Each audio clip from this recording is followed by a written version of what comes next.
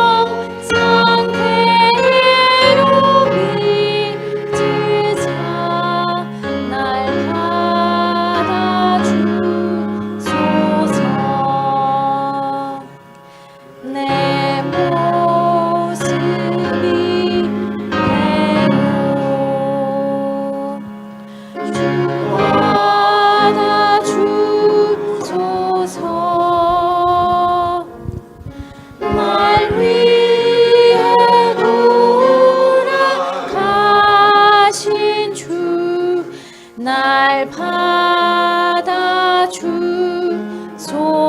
받아주소서. 내 힘과 결심 약하여 늘 깨어지기 쉬우니 주 이름으로 구원해 날 받아주소서. 내 모습이 대로 주 받아주소서. 날 위해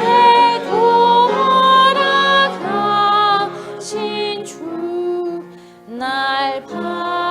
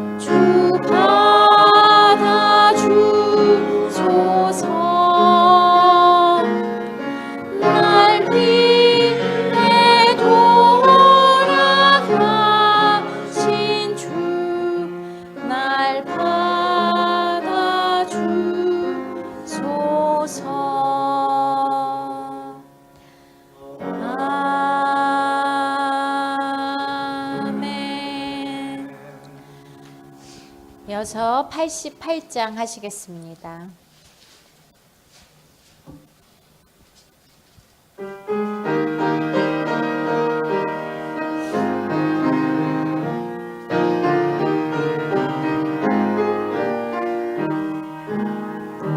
내 진정 사모하는 친구가 되시는 구주 예수님은 아름다워라.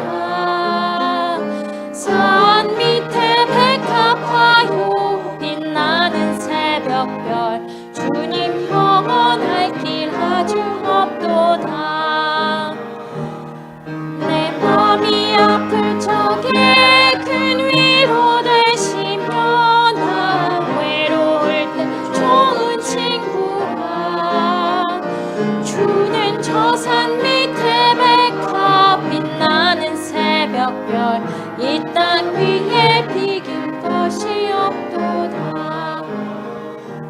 내 맘의 모든 염려 이 세상 고락도 주님 항상 같이 하여 주시고 시험을 당할 때에 악마의 개교를 즉시 물리치사 나를 지키네.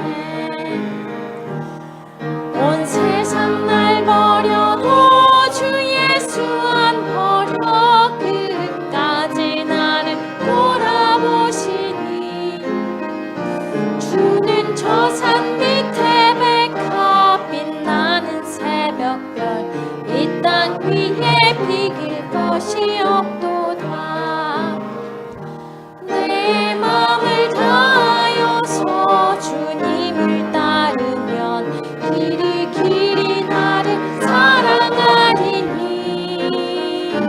물불이 두렵지 않고 장검도 겁없네. 주는 높은 산성 내 방패시라. 내 영혼 먹이시는 그 은혜 누리고 나 친히 주를 뵙기 원하네. 주는 저 산 밑에 백합 빛나는 새벽별 이 땅 위에 비길 것이 없도다.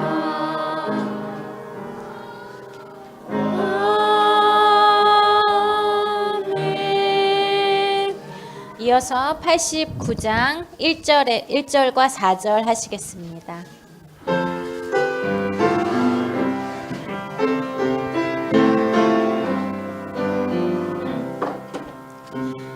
샤론의 꽃 예수 나의 마음에 거룩하고 아름답게 피소서. 내 생명이 참 사랑의 향기로 간대마다 풍겨나게 하소서. 예수 샤론의 꽃 나의 맘의 사랑으로 피소서. 샤론의 꽃 예수 길이 피소서. 주의 영광이 땅 위에 가득해. 전하 만민 주님 앞에 엎드려 경배하며 영광 돌릴 때까지. 예수 샤론의 꽃 나의 맘의 사랑으로 피소서. 아멘. 이제 예배를 위하여 잠시 침묵으로 기도하시겠습니다.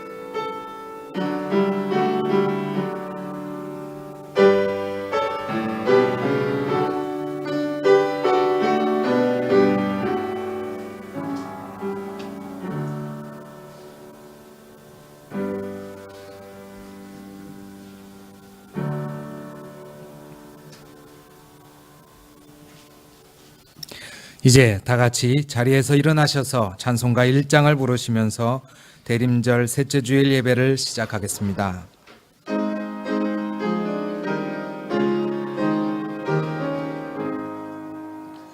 만복의 근원 하나님, 온 백성 찬송 드리고 저 천사여 찬송하세. 찬송 성부 성자 성령 아멘. 너희 권능 있는 자들아, 영광과 능력을 여호와께 돌리고 돌릴지어다. 여호와께 그의 이름에 합당한 영광을 돌리며 거룩한 옷을 입고 여호와께 예배할지어다. 여호와께서 자기 백성에게 힘을 주시며 여호와께서 자기 백성에게 평강의 복을 주시리로다. 성삼위 하나님 경배와 찬송을 올려드립니다. 아무런 공로 없는 저희들을 만세전부터 택하여 주시고 거룩한 하나님 나라의 백성으로 삼아 주셔서 감사합니다. 이 예배의 자리 허락해 주셔서 감사합니다. 이 시간 저희가 입술을 열어 하나님의 이름을 부르게 하시고 손을 들어 십자가 지신 예수 그리스도의 이름을 부르게 하시고 내 마음을 쏟아놓고 하나님께서 주시는 은혜로 채우게 하시니 감사합니다. 하나님 마음을 열어 하나님만 의지하고자 하오니 이 자리에 있는 예배자들을 인도하여 주시옵소서. 예배의 시작과 끝을 온전히 주님께 맡겨드리오니 주님 홀로 영광 받으시옵소서. 예수님의 이름으로 기도하옵나이다. 아멘.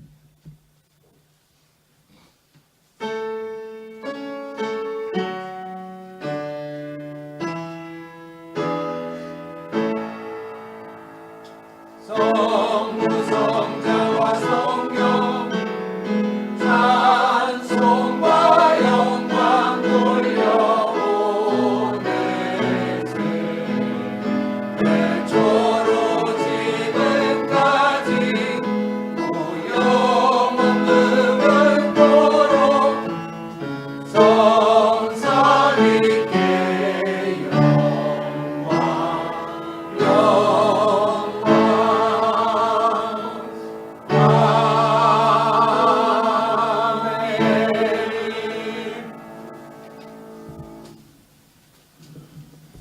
우리 같이 주님 앞에 참회 기도를 드립시다. 불꽃 같은 눈으로 저희를 감찰하시는 하나님, 빛 대신 주님 앞에 저희들이 하나라도 숨길 수가 없습니다. 주님 앞에 또한 입으로 마음으로 고백을 드립니다. 저희들의 입에 담겼던 원망과 불평을 주님 앞에 내려놓기를 기도합니다. 저희들이 저 자신의 정욕을 채우기 위하여 사용하였던 손과 발을 이제 주님의 자리에 내려놓습니다. 하나님을 신뢰하지 못했던 불안도 주님 앞에 내어놓기를 기도합니다. 저희들의 마음이 때묻고 저희들의 몸과 영혼이 무척 공고하오니 하나님 이 시간에 회복의 성령을 저희 가운데 주셔서 저희들 주님의 신실한 제자이자 넘치는 생명력으로 가득한 하나님 나라의 증인으로 회복시켜 주시옵소서. 숯불을 입술에 대고 정결함을 받으며 세상에 나아갔던 이사야 선지자처럼 이 예배를 통하여 주님 앞에 엎드려지길 원하오니 주님께서 저희를 불살라 주시고 정결한 주님의 제자로 거듭나게 하여 주시옵소서. 예수님의 이름으로 기도하옵나이다. 아멘. 하나님과 나만이 아는 죄를 침묵 가운데 주님 앞에 고백하시겠습니다.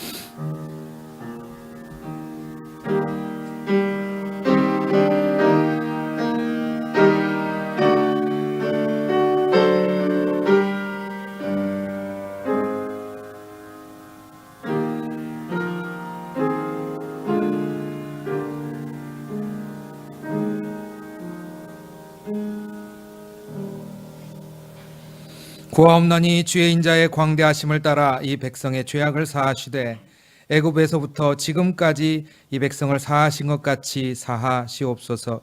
주께서 이르시되 내가 내 말대로 사하노라. 아멘. 주님께서 말씀 가운데 약속하신 것을 신뢰하며 예배자로 나갑시다. 사도신경으로 주님께 우리의 신앙을 고백하겠습니다. 나는 전능하신 아버지 하나님 천지의 창조주를 믿습니다. 나는 그의 유일하신 아들 우리 주 예수 그리스도를 믿습니다.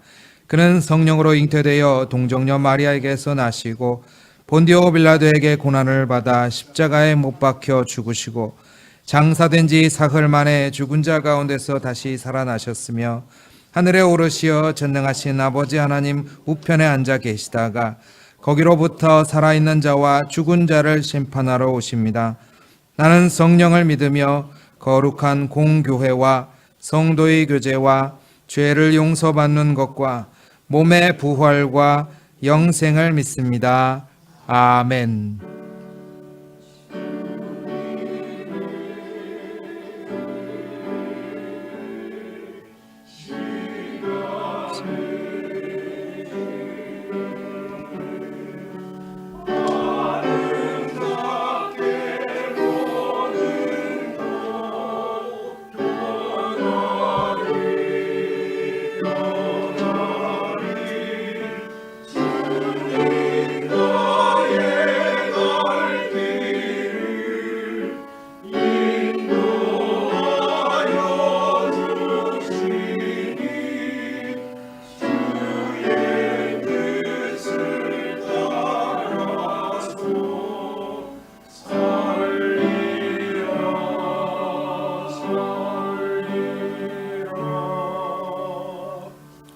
이제 자리에 앉아 주십시오.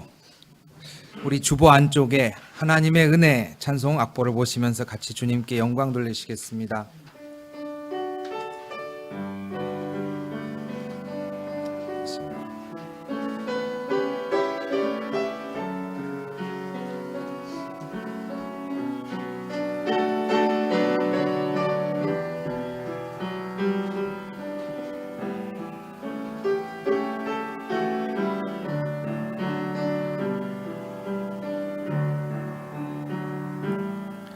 나를 지으신 이가 하나님, 나를 부르신 이가 하나님, 나를 보내신 이도 하나님, 나의 나 된 것은 다 하나님 은혜라. 나의 달려갈 길 다가도록 나의 마지막 호흡 다하도록 나로 그 십자가 품게 하시니 나의 나 된 것은 다 하나님 은혜라. 한량없는 은혜, 갚을 길 없는 은혜, 내 삶을 애워 사는 하나님의 은혜. 나 주저함 없이 그 땅을 밟음도 나를 붙드시는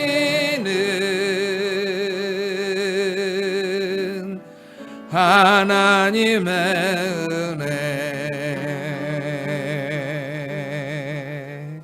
아멘.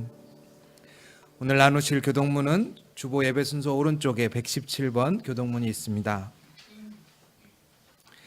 광야와 메마른 땅이 기뻐하며 사막이 백합화 같이 피어 즐거워하며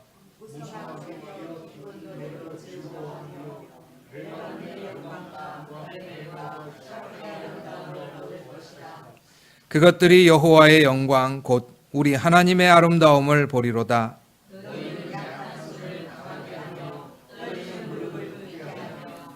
겁내는 자들에게 이르기를 굳세어라 두려워하지 말라 보라 너희 하나님이 오사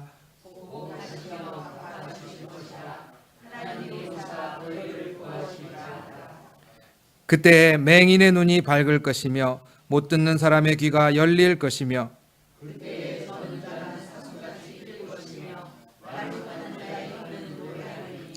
이는 광야에서 물이 솟겠고 사막에서 시내가 흐를 것임이라.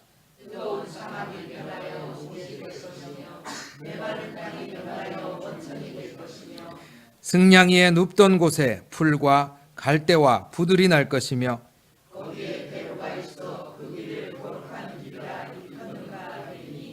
깨끗하지 못한 자는 지나가지 못하겠고 오직 구속함을 입은 자들을 위하여 있게 될 것이라. 아멘. 찬송가 19장 찬송을 같이 부르겠습니다.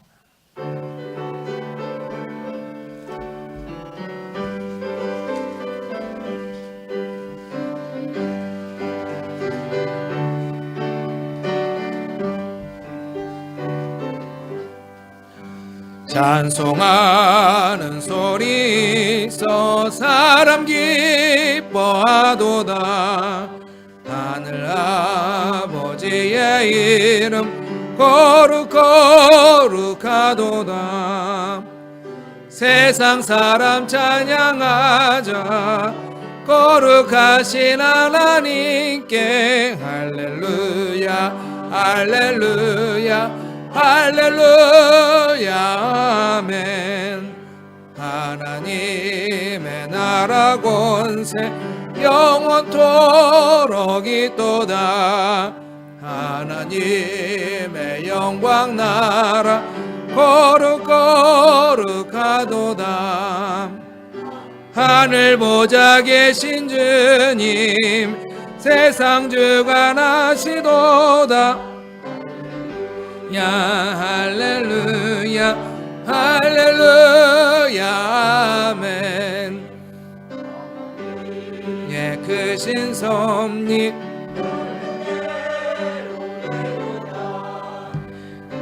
아버지의 뜻은 거룩거룩하도다. 주여 속히 임하셔서 기쁜 날을 주옵소서.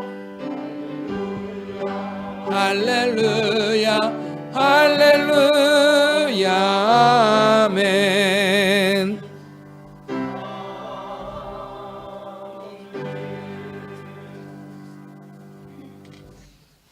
다 같이 기도하시겠습니다. 독생자를 세상에 사람의 몸으로 보내시고 우리를 구원하시는 하나님, 매서운 차가운 날씨지만 교회에 불러주시고 찬양과 경배를 드리도록 허락하심을 감사드립니다. 또한 대림절을 맞이하여 주님께서 세상에 다시 오심을 우리는 기다리고 있습니다.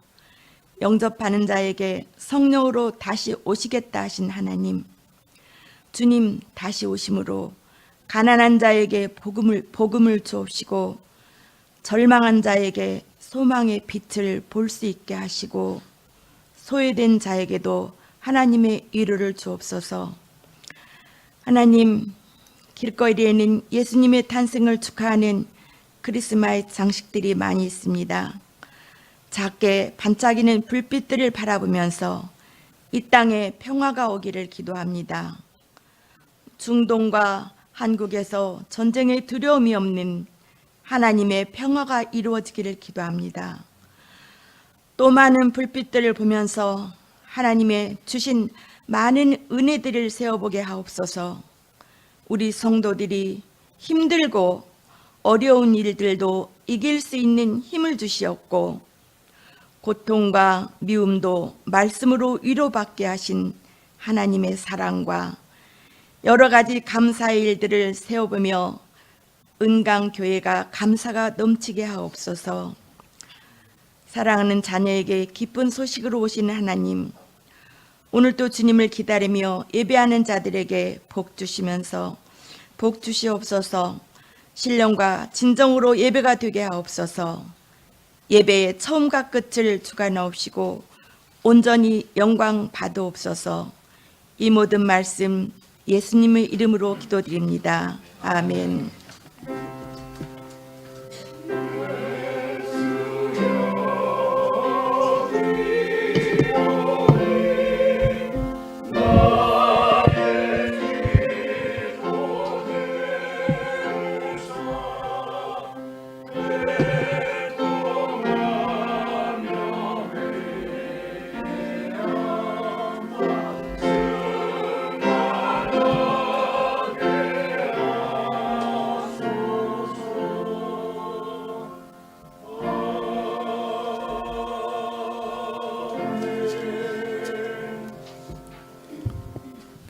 오늘 함께 나눌 하나님 말씀은 요한복음 1장의 말씀입니다.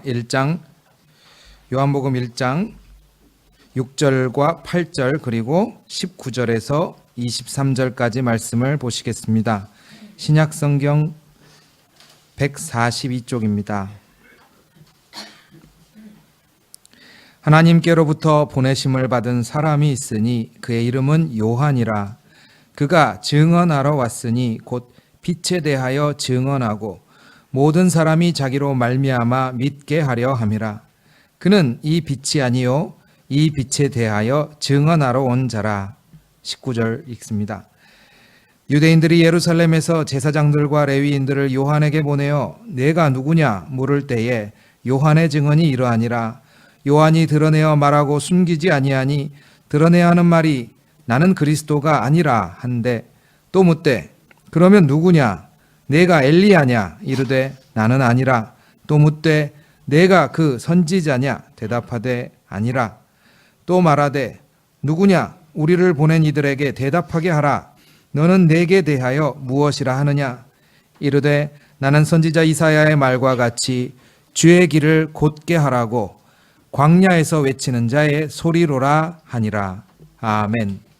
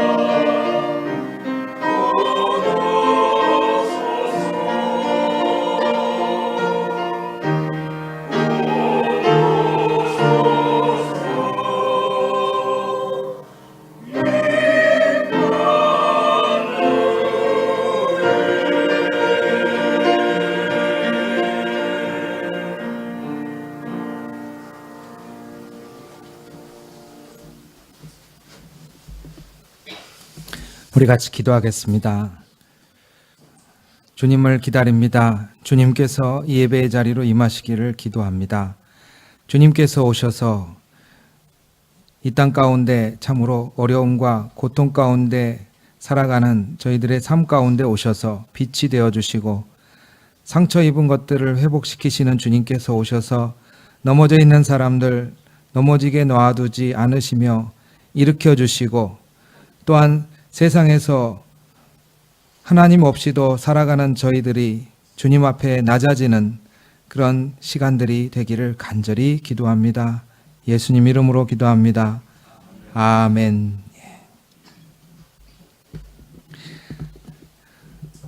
우리 대림절 셋째 주일, 그동안 우리는 예수님을 기다리는 것에 관해서 말씀을 드렸습니다. 왜 기다립니까? 하나님 나라를 기다립니다. 지금 우리가 사는 이 삶이 이대로는 안 된다라는 생각을 갖고 있는 사람들이 하나님의 나라를 기다립니다 하고 말씀을 드렸습니다. 그런데 세례 요한은요, 단지 사회에 문제점이 있다, 이 사회는 바뀌어져야 된다, 정치가들이 문제다, 경제가 문제다 이렇게 얘기한 사람이 아닙니다. 세례 요한은 결정적으로 다른 점이 있습니다. 바로 당신은 왜 그렇게 하는 겁니까 도대체? 라고 사람들이 오늘 말씀에 물어봤죠. 왜 그렇게 광야에서 사막에서 가죽옷 거칠거칠한 낙타 가죽을 입고 땅에 있는 꿀을 퍼먹으면서 짐승처럼 사는 당신은 왜 그렇게 합니까? 물어봤습니다. 그랬더니 세례 요한이 결정적으로 다른 점이, 나는 정의로운 사람이요, 나는 힘이 있는 사람이요 이렇게 얘기하는 게 아니라 저는 그냥 소리, 하나님을, 예수님을 위하는 기다리는 사람의 소리입니다. 이게 자기를 가리키는 말입니다. 복음은 굉장히 단순합니다. 우리가 왜 여기 모였습니까? 만약에 우리가 여기 모인 이유가 단지 가족이 여기 있거나 혹은 내가 아는 친구들이 여기 있거나 혈연이나 지연 때문이라면 사실은 정말 슬픈 일이겠습니다. 우리가 여기 모인 이유는 성경 속에서 그렇게 얘기해 주고 있습니다. 첫째, 자연 발생적이었다고요. 누가 시키지 않아도 모였다라는 게 교회입니다. 막 밖에 가서 한 번만 예배 한 번만 와주십시오. 그게 아니라 오지 말라고 막 문을 닫는데도 밀어붙이고 들어왔던 게 교회예요. 경찰들이 막 곤봉을 들고 잡아간다고 할 때 그러면 여기를 다 놔두고 어디 지하 다락방에 가서라도 모여서 예배드렸던 게 교회예요. 교회의 가장 큰 특징은 자연 발생적이에요. 마음에서 우러나서 사람들이 모였다는 거예요. 그럼 왜 그렇게 마음으로 우러나서 사람들이 모였을까? 너무 단순합니다. 우리 예수님을 사랑했어요. 우리 예수님을 너무 사랑해서, 그리고 지나간 사람이 아니라 지금 내 삶에 주님이 역사하시고 주님이 아니면 안 되기 때문에 그 갈급함이 사람들을 모이게 했습니다. 예수님을 사랑하십니까?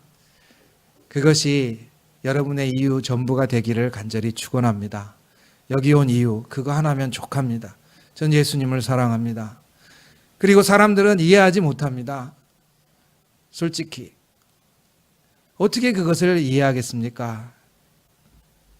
왜냐하면 예수님을 사랑한다는 것은 내 삶의 어떠한 목적도 예수님보다 중요하지 않다라는 것을 말하는 것이고요. 지금 권사님 누구세요? 집사님 누구세요? 한번 말해보세요. 나는 누굴까? 그러면 우리는 주로 세상적인 이야기들을 합니다. 나는 어떤 직장에 다니고 회사에서 직급은 뭐고 애는 맺히고 어디 살고 아파트는 몇 평이고.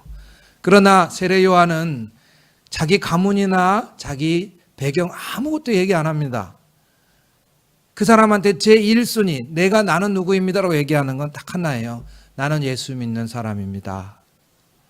예수님이 목적이 됐어요. 가히 이것은 성경 속에서 뭐라고 얘기하냐면 술 취한 사람들 혹은 미친 사람이라고까지 얘기를 합니다. 제가 무리한 질문을 드리는 걸까요? 예수 믿는 사람들이 예수님에게 미치라고 하는 것이 과연 무리한 질문일까요? 요한복음은 왜 어떻게 사람들이 예수님에게 미치게 되었는지를 잘 얘기해 줍니다. 오늘 제 설교를 들으시면 15분 안에 요한복음을 읽는 것과 비슷한 효과를 가지십니다.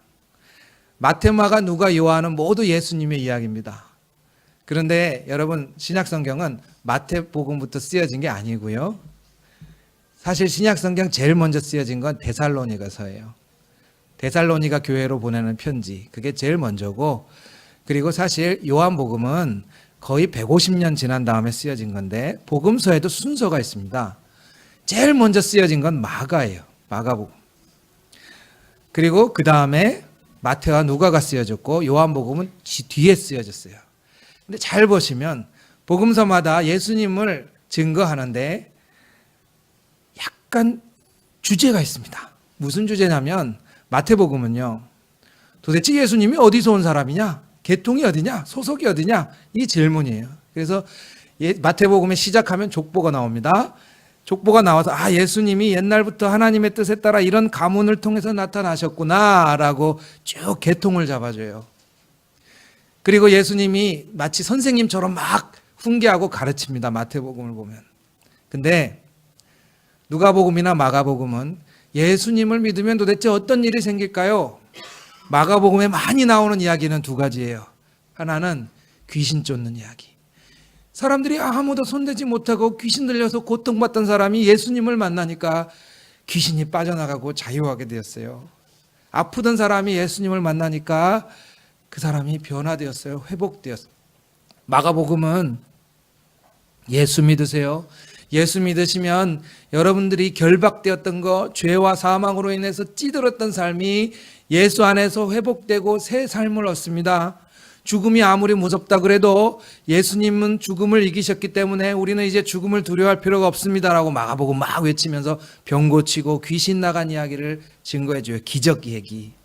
누가복음은 안아주시면서 이렇게 사랑해주세요. 예수님이 잃어버린 양 하나를 어깨에 메고 탕자가 터덜터덜 집으로 돌아오면 울면서 입 맞춰주는 예수님, 누가복음에만 등장해요. 누가복음, 마가복음은 예수 믿으면 어떻게 됩니까? 병도 낫고 때로는 귀신이 물러가고 자유가 우리의 영혼이, 몸과 영혼이 자유를 누립니다. 주님이 여러분을 사랑하십니다 라는 게 누가 마가복음이에요. 그런데 요한복음은 굉장히 생뚱맞아요.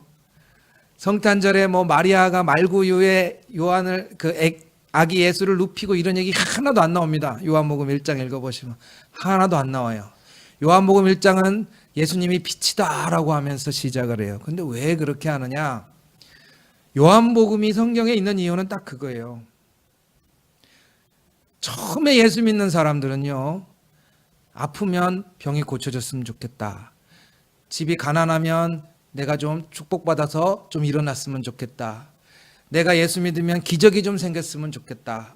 우리 자녀도 좀 잘 됐으면 좋겠다. 나는 또는 외롭고 힘들고 마음이 상처가 입어서 교회에 오면 좀 위로받았으면 좋겠다. 주님이 좀 나를 사랑해 주셨으면 좋겠다. 이런 걸로 처음에 시작을 합니다. 마가, 누가처럼요. 그런데 요한복음이 던지는 질문은 뭐냐면, 여러분, 내가 정말 돈이 없어서 교회 왔어요. 돈 달라고 교회 온 게 아니라 돈이 없어서 교회를 왔는데 기도하러 왔어요. 주님, 내가 인생이 너무 힘들고 집안도 힘들고 자녀도 힘들고 기도하러 왔어요. 채워주세요 라고 기도했는데 채워졌어요. 돈이 없던 사람이 돈이 생겼어요. 아프던 사람이 병이 나았어요. 그럼 어떻게 될까요? 다 된 거예요? 다 된 거예요? 교회 나오는 목적이 그걸로 끝났을까요?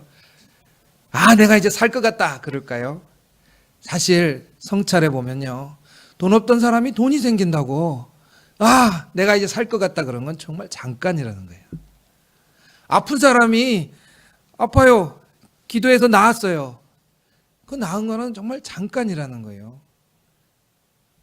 그리고 심지어 죽었던 사람이 살아나는 것도 나오잖아요. 죽었던 사람이 살아있으면 지금 여기 계셔야죠. 성경은 신기하게도 죽었던 사람을 살려놓고 그 사람 또 죽잖아요. 죽었으니까 지금 없죠. 그죠? 그러니까 죽었던 사람이 살아나는 그 놀라운 사건이나 내가 교회 와서 어쨌든 우리 집안이 일어나거나 내가 일어나거나 우리 자녀가 일어나거나 그냥 내가 바라던 것이 딱 이루어지는 것만으로 끝나는가? 아니요. 요한복음은 자기를 깊이, 여러분들을 깊이 돌아보니까 이런 거예요. 내가 돈이 없을 때 돈이 있다고 해서 내가 나아지는 게 아니더라. 몸이 아프다고 당장 이 병이 뚝딱하고 낫는다고 내가 다 잘 사는 게 아니더라. 진짜 사람이 잘 사는 거는 뭘까요? 요한복음은 이제 영적인 걸로 눈을 돌리고 있어요. 영적인 걸로. 여러분의 영적인 부분이 채워지지 않으면 아무리 돈을 많이 벌어봐야 나는 계속 가난해요. 여러분의 영적인 부분이 채워지지 않으면 어떤 사람은 나를 사랑해 주길 바라서 막 집착해요. 이 사람을 내가 취해요. 사랑받고 또 이 사람은 날 좋아해요. 또 어떤 분들은 막 중독을 하거나 외도를 해요. 사람들한테 사랑받거나 관심받고 싶어서. 근데 아무리 채워 넣어봐야 밑빠진 독이라는 것을 깊이 깨달아요. 요한복음은 거기서 출발해요. 아무리 돈 없는 사람이 돈이 있다고 해서 해결되는 게 아니구나. 나한테 정말 필요한 거는 예수 그리스도께서 내 마음에 오시도록 주님이 내 안을 주장해 주시면 달라져요. 그때서야 참 만족이 생기고 내 인생이 채워져요. 요한복음은 그런 사람들 이야기로 쫙 채워갑니다. 요한복음 3장 4장 계속 보면요. 요한복음 4장을 보면은 사마리아 여인이 나와요. 남편을 3명이나 이혼당하고 남편한테 4번째 남자랑 같이 사는 그 여인. 다른 사람의 시선을 받기 어려워서 몰래 12시, 낮 12시 태양이 내리쬐는 12시에 물길로 나온 그 여인. 그 여인한테 나는 생명수다 예수님 말하니까 여인이 뭐라 그랬냐면 아이고 그 물이나 좀 우리 집에 콸콸 나오게 땡볕에 물 안 깃고 물이나 좀 콸콸 나오게 다시는 물기르러 여기 나오는 일 없게 해주세요. 예수님이 뭐라고 해주시냐면 네 안에 생명수가 솟아난다라고 증언해 주셨어요. 그제서야 사마리아 여인이 바뀌는 거예요.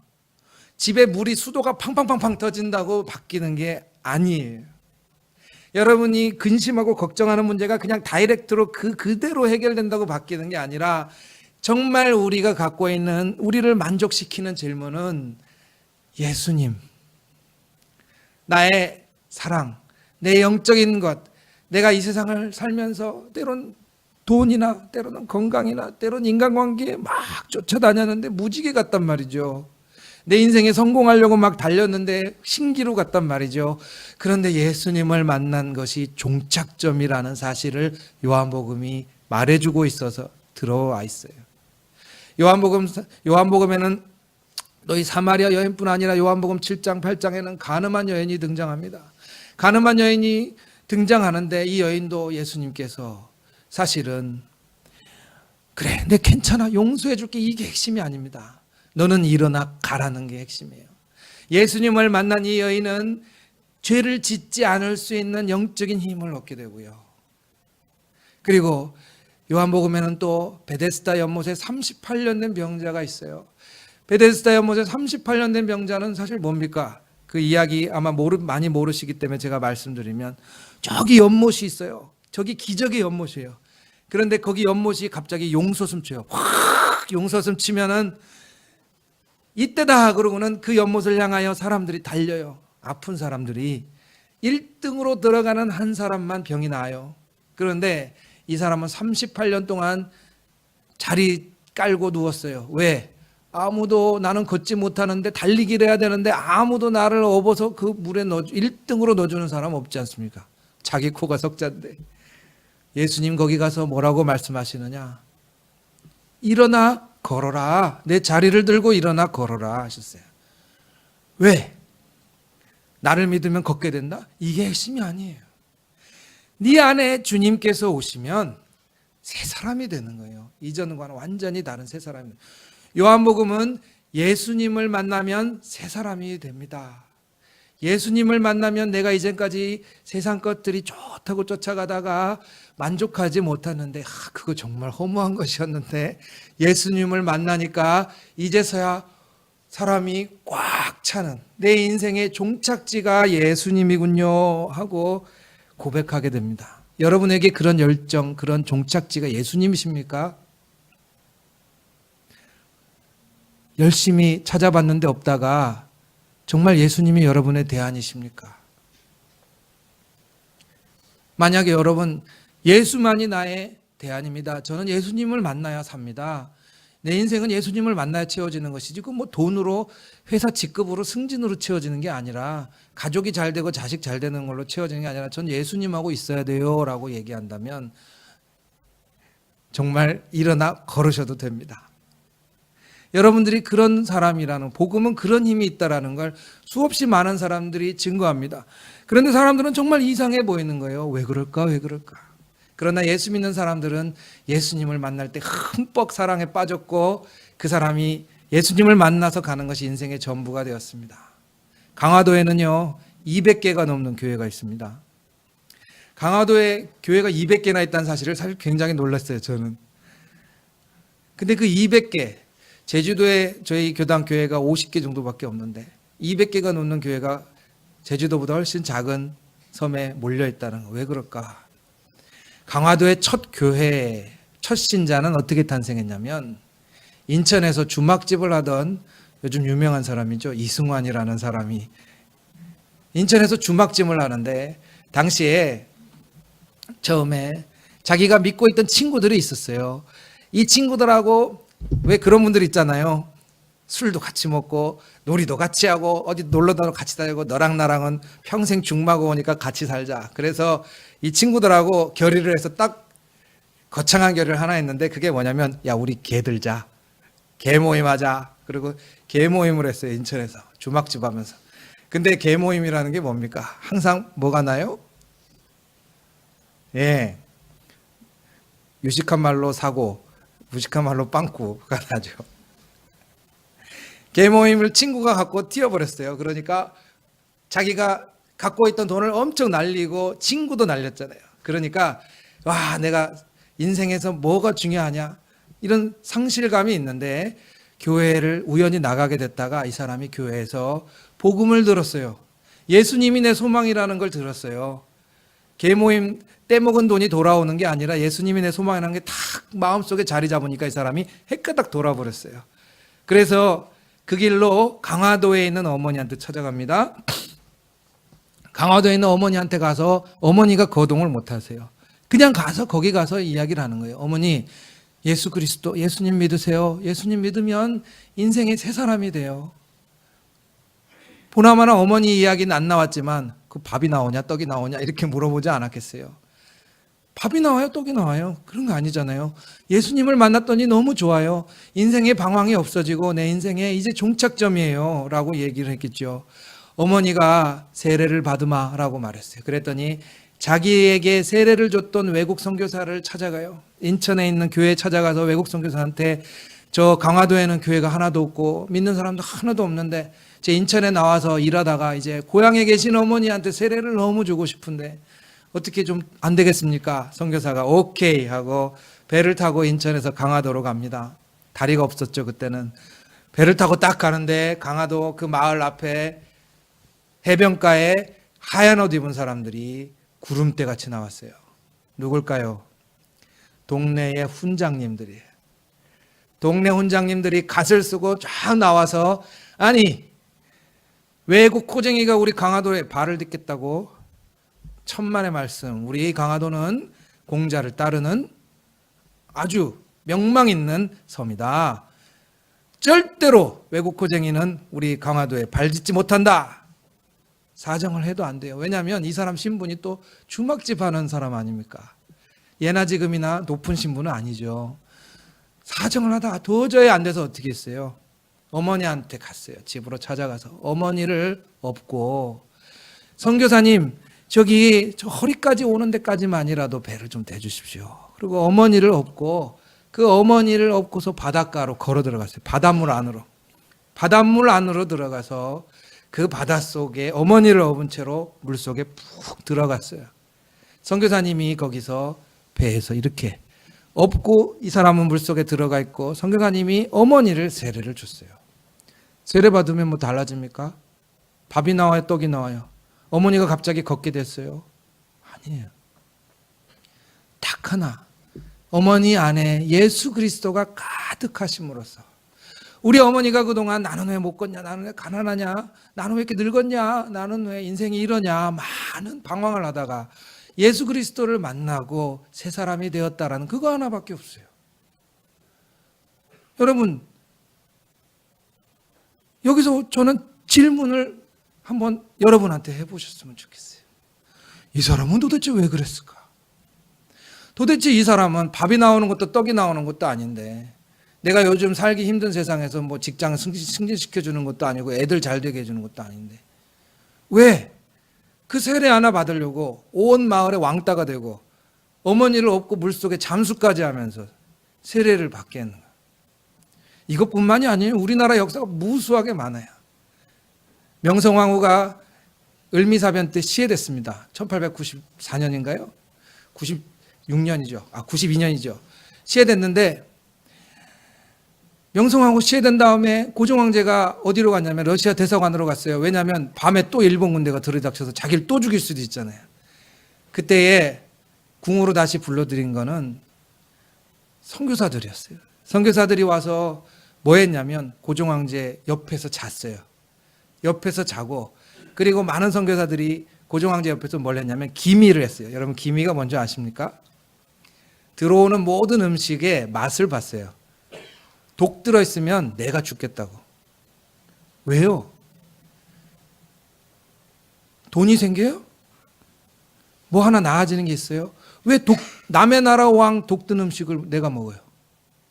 왜 밤중에 자객이 들어오면 내가 칼 맞으려고 고종황제 옆에 똑같은 옷 입고 이불 덮고 누워요? 왜? 우리는 질문해 볼 필요가 있어요. 도대체 왜? 우리는 분명히 내가 하는 일에는 목적이 분명히 있어요. 회사는 이렇게 다니고 경제적인 이유로 이렇게 하고 애들 교육은 이렇게 시키고 분명히 나의 삶을 신장시키고 나아지는 목적이 분명히 있어요. 이익이 되니까 움직이고. 근데 예수 믿는 건 설명이 안 돼요. 그걸로. 여기서 요한복음이 얘기해 주는 건 물질적으로 여러분 나아진다고, 내가 있는 형편이 회사가 자녀가 나아진다고 세상적으로 높아진다고 그걸로 만족하는 우리가 아니라는 사실을, 그리고 예수님을 만났을 때 비로소 사람이 떡을 먹은 것처럼, 생명의 떡을 먹은 것처럼, 생수를 마신 것처럼, 방황하던 사람이 자리가 잡힌 것처럼 예수님 안에 새 소망을 발견했다라는 사실을 보여주고 있어요. 세례 요한은 그래서 예수님 하나만 증거하면 된 거예요. 당신 누구십니까? 왜 살아요? 저 이런 회사 다니고요. 전 이렇게 어느 교회 다니는데 교회에서는 집사고요. 천만의 말씀이에요. 저는 예수님 사랑하는 사람입니다. 그게 여러분의 제1에 설명하는 이유, 여러분의 주민등록증 같은 정체성이 되시기를 간절히 축원합니다. 복음은 정말 단순합니다. 저는 예수님을 사랑하기 때문에요. 어떨 때는 어머니를 업고 바닷가도 들어가고요. 저는 예수님을 너무 사랑하기 때문에 독이 든 음식을 먹을 때도 사실은 예수님을 너무 사랑하기 때문에 내가 어떤 일이 닥친다 하더라도요, 예수님을 의지하면요, 우리는 예수 안에 소망을 잃어버리지 않고 두려움 없이 나아갈 수 있다는 사실을 성경에 있는 많은 사람들과 우리가 아는 많은 신앙의 선배들이 그것을 보여주고 있습니다. 여러분이 그 단순한 말 하나를 회복하시기를 간절히 바랍니다. 요한복음은 그것을 이렇게 얘기합니다. 요한복음 15장은 가지가 있어요. 포도나무 가지가 있는데 이 포도나무 가지가 제 아무리 열매를 많이 맺어봐야, 아무리 열매를 많이 맺어봐야 뿌리가 없으면 금방 죽는 거예요. 우리는 뿌리를 찾아가는 건데 그 뿌리는 예수님이에요. 그래서 예수님하고 딱 붙어 사는 게 내가 눈에 보기에 큰 거 누리면서 사는 것보다 훨씬 좋습니다. 요한복음 15장은 우리에게 그렇게 얘기해 주고 있어요. 요한복음 16장부터 쭉 나오는 예수님의 설교도 마찬가지예요. 요한복음 16장부터 요한복음 20장까지 예수님 돌아가시는 그 이야기 속에 예수님은 딱 한 가지 핵심이 뭔지 아세요? 제자들을 깊이 사랑하셨고, 예수님은 제자들의 영적인 것들을 채워주셨고, 예수님 제자들의 목마름을 채워주시는 하나님이셨어요. 그래서 신기하게도 요한복음 마지막 21장은 저한테도 주님이 물어보실 거고 여러분한테도 물어보실 텐데 이 질문으로 끝나고 있어요. 뭐라고 끝나고 있느냐? 요한의 아들 시몬아, 네가 나를 다른 사람들보다 더욱 사랑하느냐? 요한의 아들 시몬아, 네가 나를 사랑하느냐? 이것이 베드로의 인생의 전부였어요. 여러분의 인생의 전부가 예수님이 된다라는 것. 그것이 교회에 아무리 추워도 발걸음을 딛게 하는 첫 신앙인들의 힘이었어요. 무슨 일 했어도 우리 주님을 사랑해서 이 주일날 저 주님 만나지 않으면 세상에 있는 돈으로 건강으로 살 수 없어요. 주님 만나야 살 수 있고요. 영적으로 내가 만족하게 돼야 이 세상에 내 안에 아귀처럼 채워넣는 거 이제 그만하게 돼요. 예수님이 나를 너무 사랑하시는데요. 내 몸이 비록 어떨 때는 아프고 또 어떤 사람은 정말 불구가 되기도 하고 어떤 사람은 사업이 망해서 무너지기도 해요. 그러나 이렇게 연말에 12월에 탁 돌아보니까 어때요? 그 전에는 내가 전자계산기 때려보고 내가 올해 승진은 못했네. 혹은 재무제표 보고 올해는 내가 좀 흑자가 났네. 아유 감사합니다. 이런 이유가 감사할 조건이 됐다면 예수 믿는 사람들 특이하게도요. 사업은 어렵고 적잖아요. 어떤 사람은 아픈데 낫질 않고 그대로 아파요. 여전히 병상에 누워 있어요. 그런데 12월에 생각하니까 예수님 제 마음속에 계셔서 감사합니다. 저 예수님 너무 사랑하는데요. 사람들은 제가 어디 가서 만나야 되고 어디 가서 내가 잘해줘야 잘해주고 그런데요. 예수님은 제 마음속에 계셔서 제가 가지가 나무에 붙어있는 것처럼 이제 살 것 같아요 라는 것이 그리스도인의 감사의 조건이 됩니다. 이게 놀라운 일이죠. 하나님을 사랑하는 것은 놀라운 변화를 이뤄냅니다. 영적인 변화라는 게 그냥 아무 현실과 상관없는 게 아니에요. 놀라운 변화를 이뤄내요. 여러분들 주보에 있는 찬송 1년 동안 저희가 불렀어요. 하나님의 은혜 어떻게 부르셨습니까? 이 찬송은 유명한 복음송 가수인 박종호 장로님이 부르는 찬송이에요. 박종호 장로님이 간암에 걸렸어요. 간암에 걸렸는데 너무 상황이 안 좋아서 간을 더 이상 쓸 수가 없어요. 간 이식을 해야 된다고. 박종호 장로님이 간 이식을 해야 된다고 이렇게 할 때 놀란 것은 간 이식을 할 간을 주겠다는 사람이 없다라는 게 아니라 너무 많다라는 거였어요.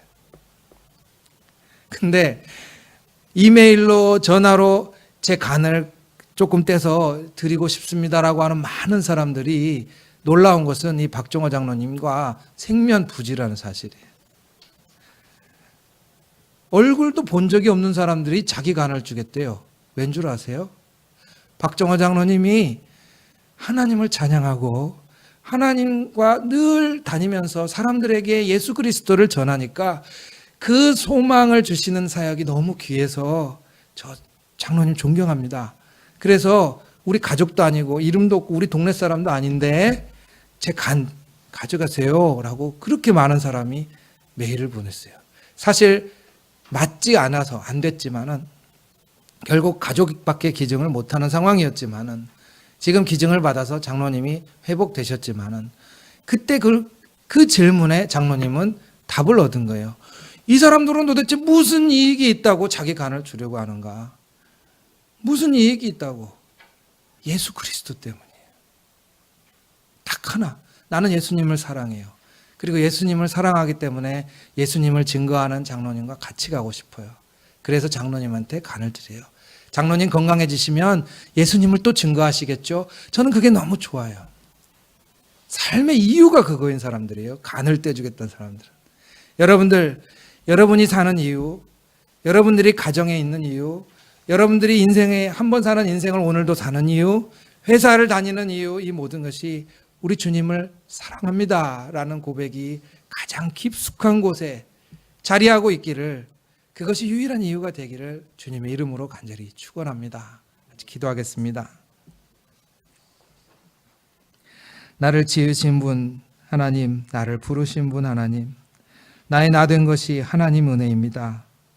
이 자리에 보내신 분도 하나님, 내 인생의 마지막 숨이 끝일 때까지 달려가게 하시는 분도 하나님. 주님 사랑